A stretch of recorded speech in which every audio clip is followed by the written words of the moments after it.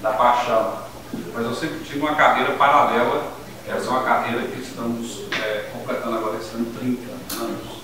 É uma carreira de reestruturar negócios orientados para o resultado. Então, nós temos clientes em 23 estados brasileiros. Uma dessas ironias do destino, estamos aqui em Natal, momentaneamente por agora. Eu me sinto muito satisfeito de estar aqui e tentar contribuir para vocês. Eu sinceramente espero fazer isso.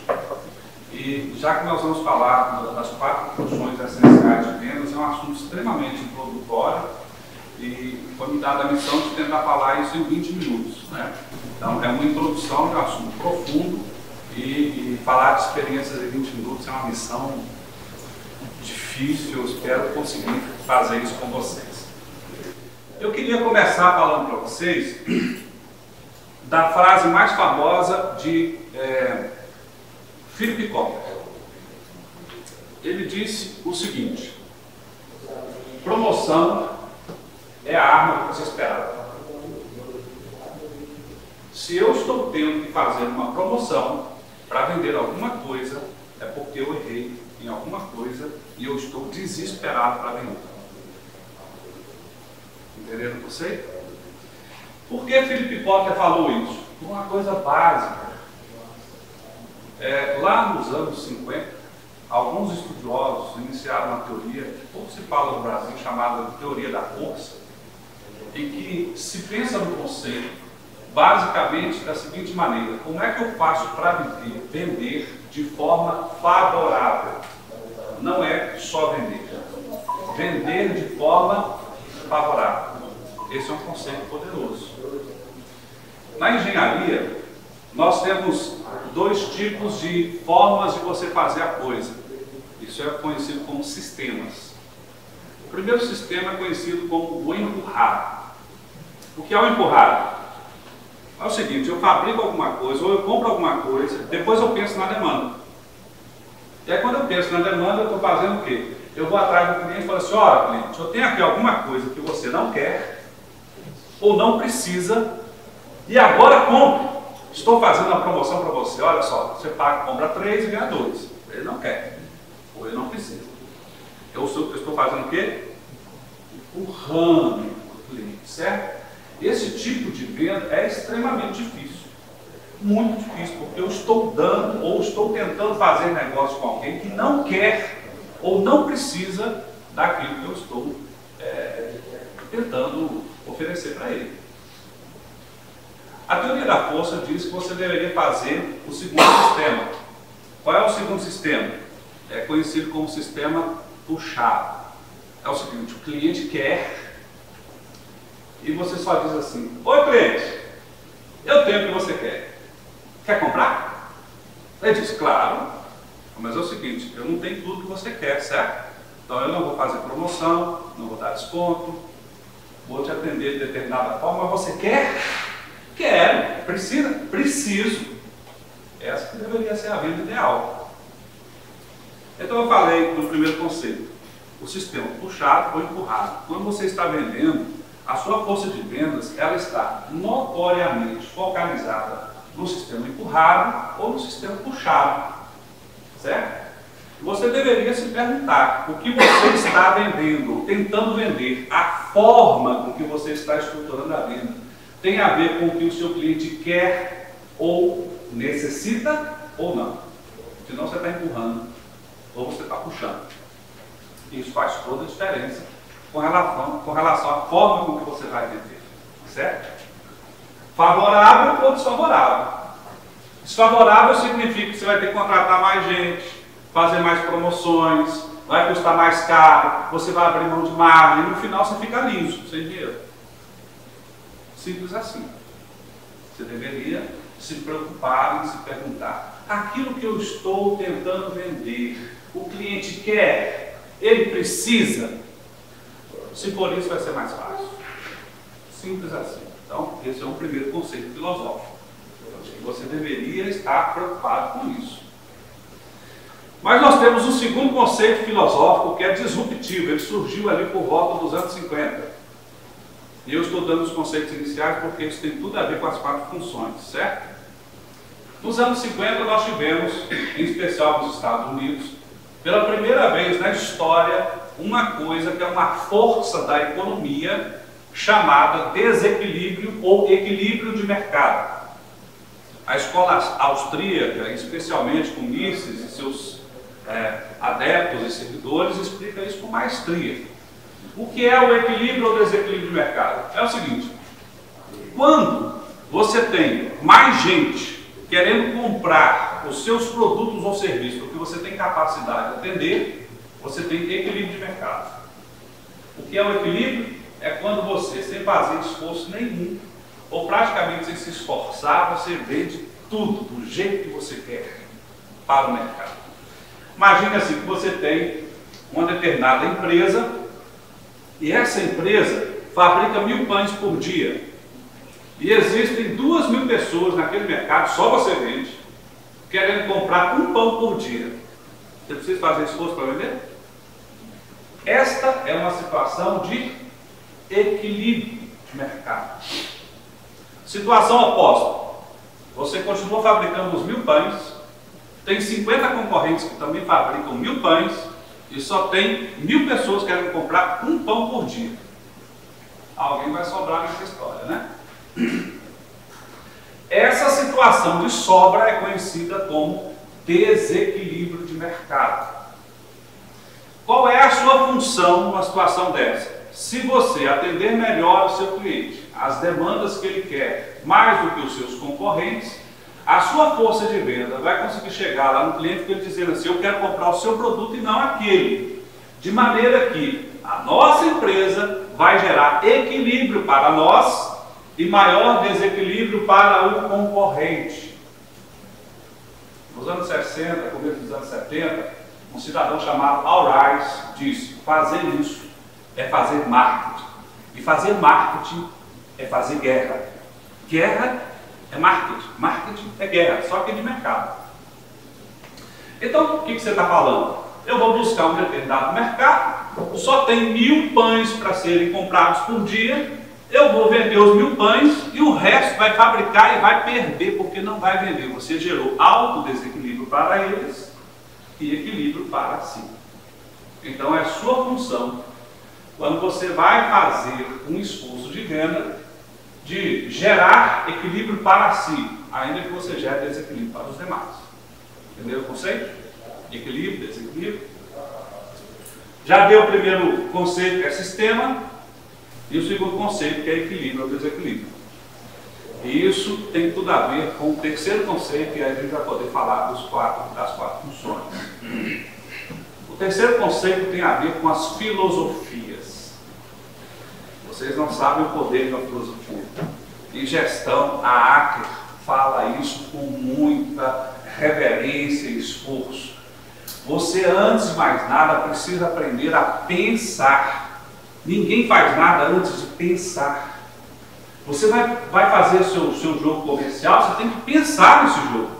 E isso tem ênfases filosóficas. Por exemplo, a primeira ênfase filosófica foi você ter um time de vendas, ou reforçar o seu time de vendas, ou melhorar o seu time de vendas, ou ter um time de vendas melhor do que o seu concorrente.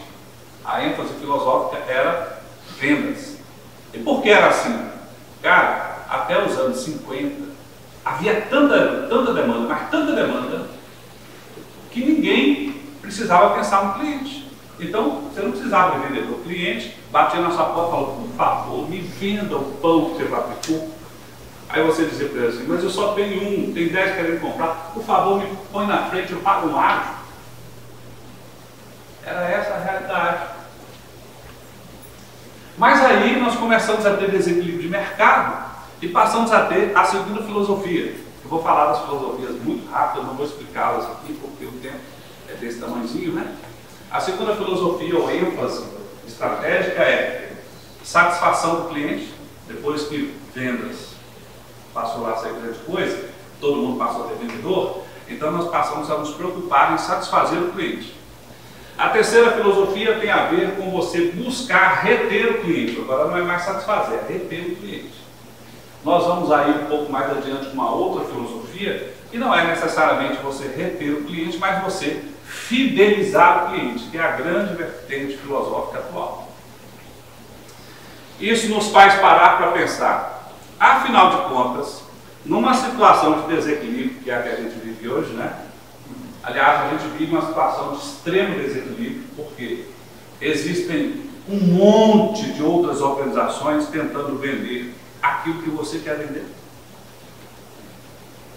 Então, há muito mais gente querendo vender, muito mais produto, muito mais serviço do que você e todos os outros conseguem atender. Vai sobrar um monte de gente. Você está numa situação de extremo desequilíbrio, mas existem algumas organizações que conseguem não só vender o suficiente para lucrar e se consolidar, como ela consegue fazer uma disrupção no mercado. Elas vencem enquanto outros fracassam. Como é que elas fazem isso numa situação dessa? E agora a gente começa a falar dos 4 conceitos ou 4 funções essenciais, as mais básicas de todas, para você fazer a coisa acontecer. Qual é a primeira função? A primeira função é você entender que se você tentar atender todo mundo, você vai atender, sabe quem? Ninguém. Extremo desequilíbrio. O que você deveria fazer? Focar. McCarthy, nos anos 60, falava que é o seguinte: é preferível você escolher um do que escolher todos, mas aquele um tem que ser suficiente para atender o que você precisa vender. O especialista consegue vencer muito mais do que aquele que não é especialista. Então escolha o mercado que é suficiente para que você atenda, que você gere satisfação e que você possa vender de uma forma que seja favorável a você. Não tente vender para todo mundo, segmente. E isso, em termos de função, quer dizer que você deveria parar para saber algumas coisas que tenham a ver com o que nós chamamos hoje de persona. O que é a persona? É você parar e construir o perfil médio do seu cliente. Conheça esse cliente, saiba dos desejos deles, das necessidades deles, procure saber quanto eles são, aonde estão, quanto eles estão dispostos a pagar, quais são as coisas que importam para esse cliente, sob que condições, porque se você conseguir entregar o que importa para as pessoas, elas é que vão começar a correr atrás de você e não você atrás delas. Porque é importante para elas, né? Quando você está tentando vender algo que importa para você, mas não importa para o cliente, você está tentando fazer o quê? Empurrar. Quando você está entregando algo que importa para o seu cliente, você está fazendo o quê? Puxando. É ele que quer. Tá? E quando é ele que quer, você vai fazer negócios favoráveis a você. Menos descontos, talvez nem descontos. Promoção para quê? Não é? Coisas favoráveis. Essa talvez seja a palavra-chave. Favorabilidade. Tem que estar favorável. Não é? Então você tem que parar e entender: existe demanda suficiente na persona que eu quero atender? Existe ou não existe? E aliás, nós já temos aí mais de 50 anos de estudos a esse respeito. Nós sabemos que a única força ainda não encontrada solução para essa questão é a falta de demanda. Não existe solução conhecida até o presente momento na literatura para a falta de demanda. Se não existe demanda, não há o que fazer. Se essa é a força mais importante, essa talvez deveria ser a pergunta mais importante para você formatar a sua equipe de vendas e a sua estratégia comercial. Tem demanda ou não tem demanda suficiente? Se tem demanda, qual é o perfil da demanda? Está onde? É homem ou mulher? Aceita pagar quanto? Sob que condições? O que importa para essas pessoas? Ou seja, a persona. Isso é basicamente você está definindo a persona, né? Definindo o perfil do seu público-alvo, que é aquele que vai falar assim: puxa, preciso demais de vocês, preciso demais desse serviço.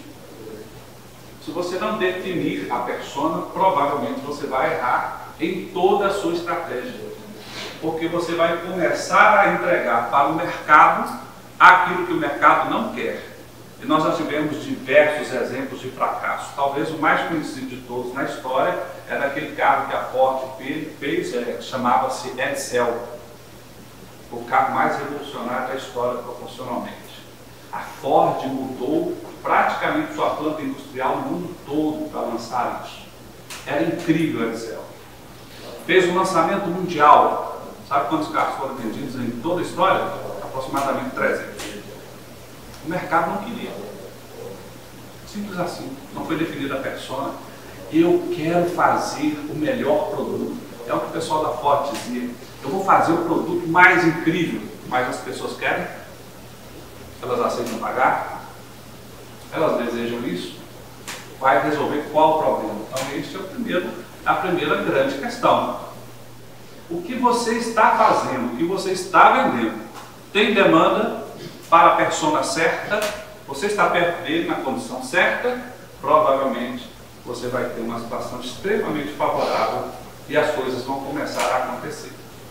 Então, a sua primeira função deveria ser justamente essa: parar para pensar. Tem demanda ou não tem demanda? Tem ou não tem? Sob que condições? Se você resolve isso, você está numa condição de favorabilidade, né? As coisas vão começar a favorecer você. E esse jogo de favorecer ou não vai mudar a sua vida. Favorável é tudo mais fácil. Desfavorável, tudo se complica. E você fica sem dinheiro, sem margem. Mas quando você faz o jogo da favorabilidade, você é levado fatalmente a uma segunda questão. Se é favorável, agora eu basicamente tenho que ter cobertura suficiente. O que é cobertura? Eu preciso chegar para o meu cliente e dizer para ele assim: cliente, sabe aquele negócio que você precisava? Eu tenho. Né?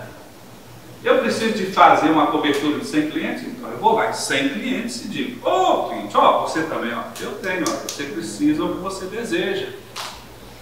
Eu tenho que saber qual é a cobertura e fazer a cobertura. Só isso, gente.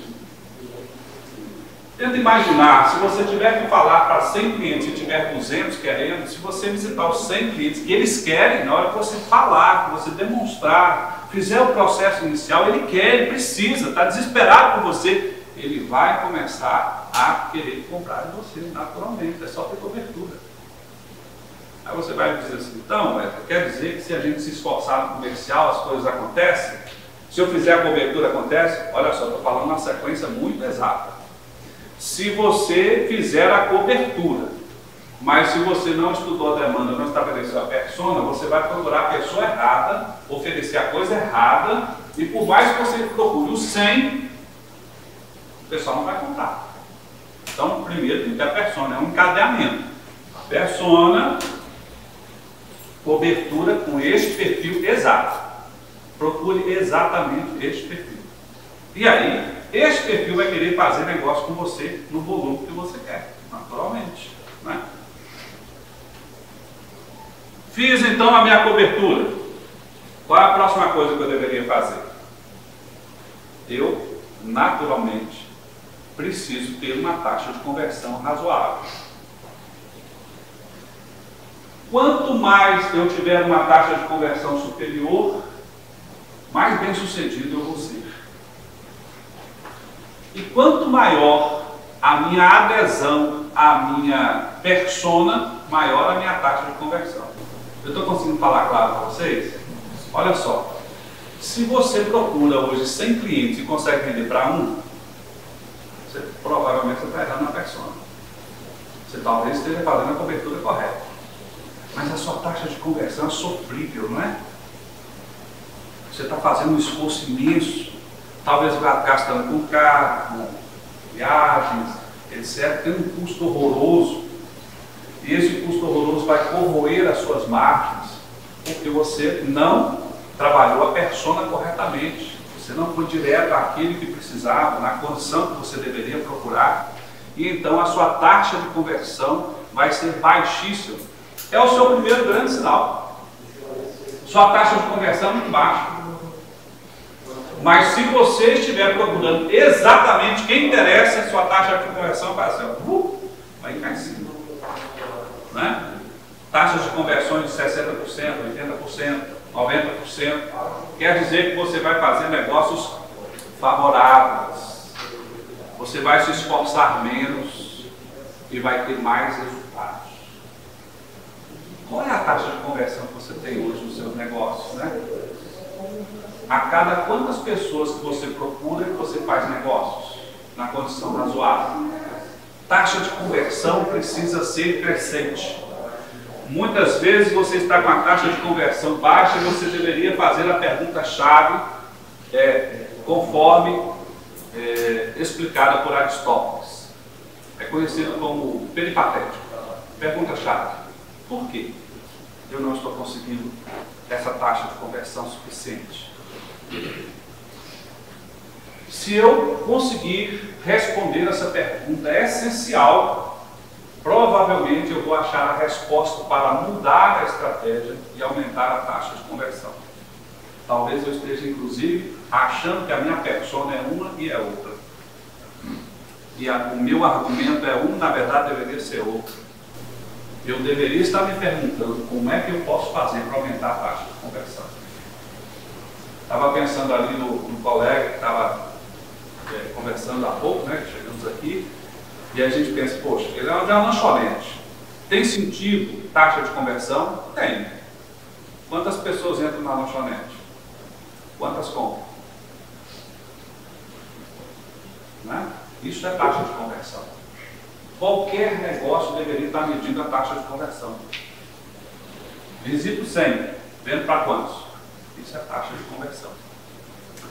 É sua função essencial, enquanto gestor de vendas, aferir e aumentar substancialmente a taxa de conversão. Se você conseguir isso, você está à beira do sucesso. Mas aí você vai chegar a uma última questão bem basicona, bem importante, bem simples. É conhecido como ticket médio. Qual é o ticket médio que você tem praticado? O que é o ticket médio?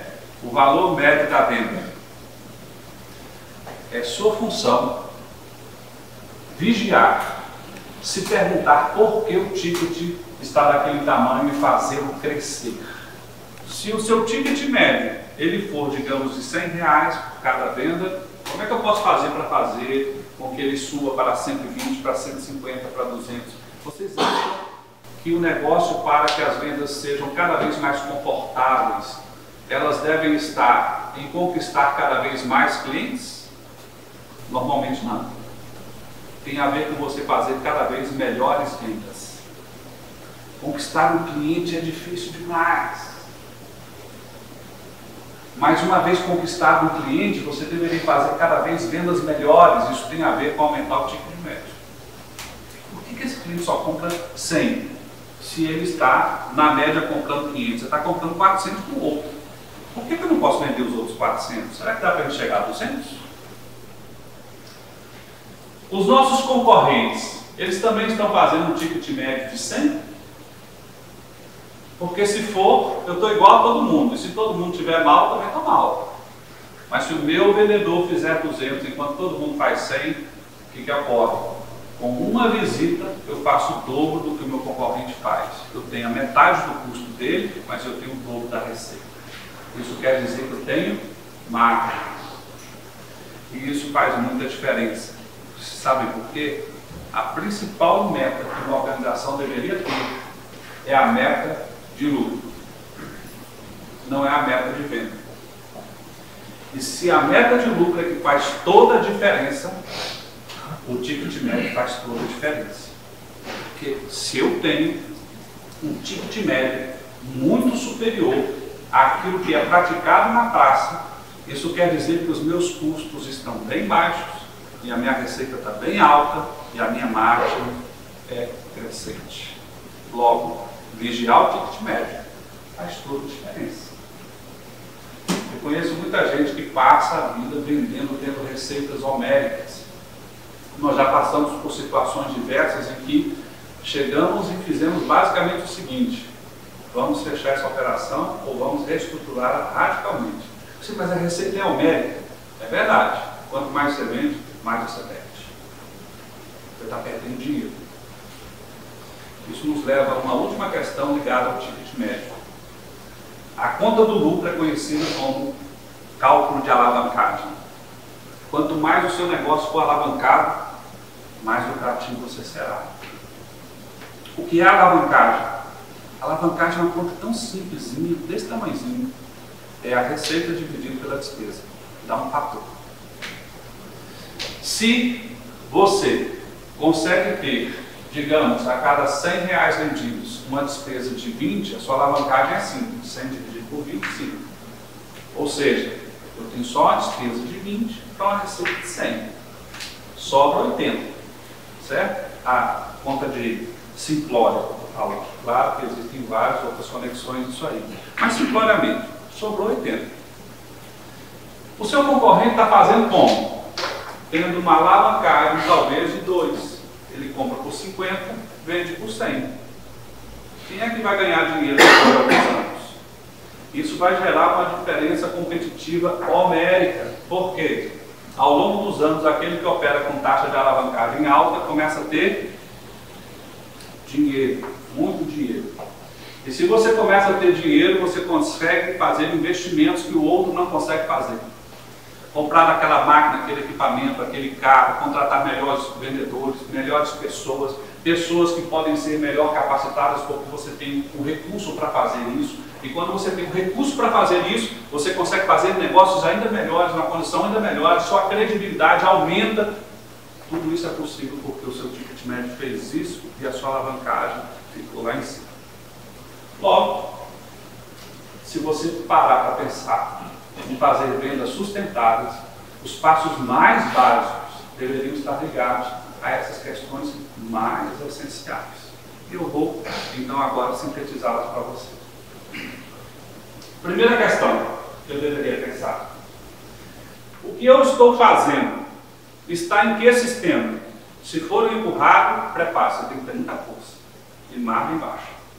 Deveria estar no sistema puxado. Segunda questão: o que você está fazendo? Está gerando equilíbrio para você? Ou seja, gerando demanda suficiente para que você venda o suficiente, para você ser lucrativo o suficiente para ser forte? Se não, preocupe-se. Tem algo errado, você deveria se reposicionar. Terceira situação: o que você está fazendo está de acordo com a filosofia que é aderente à possibilidade de demanda no mercado? Se for, joia, porque você está fazendo o sistema puxado te favorecer. Parabéns, você está acertando. Quais são as coisas que você deveria fazer para que isso se torne possível? 4 coisinhas bem básicas.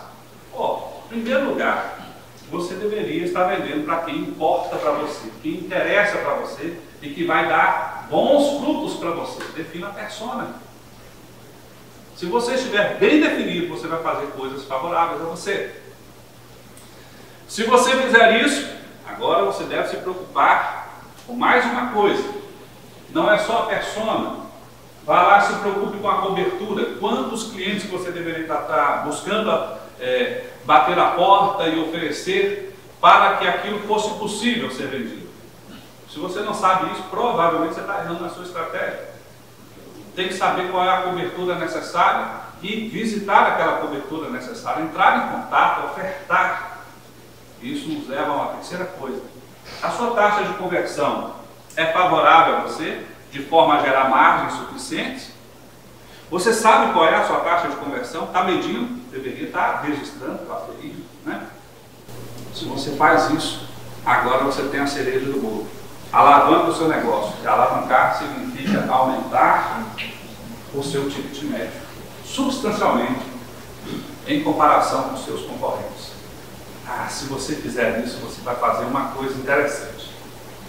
Você vai vender o suficiente para ser lucrativo, para investir, se consolidar e vai terminar o dia dizendo assim: lutei a luta de hoje e estou levando a vitória para casa. Estou fazendo a coisa mais importante que um empreendedor deveria fazer: obter a vitória depois da luta. E essa é a expectativa que eu gostaria que vocês conseguissem. Uma satisfação enorme.